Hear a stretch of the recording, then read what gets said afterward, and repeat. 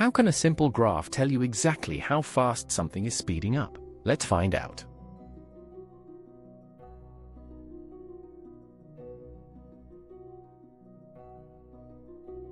The gradient of a velocity time graph gives you acceleration. Gradient equals rise over run.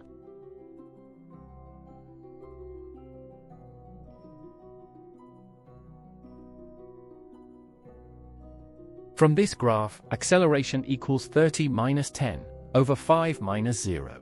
That gives us 4 meters per second squared.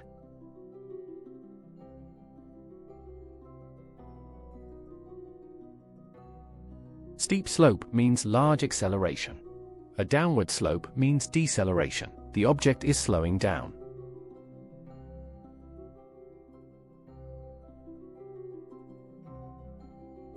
Common mistake.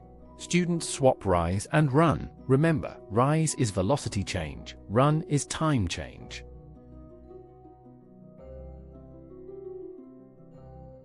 Remember, on a VT graph, the steeper the slope, the greater the acceleration. Gradient tells the story. Subscribe to Ovasaabi for more lessons. Visit ovasaabi.com.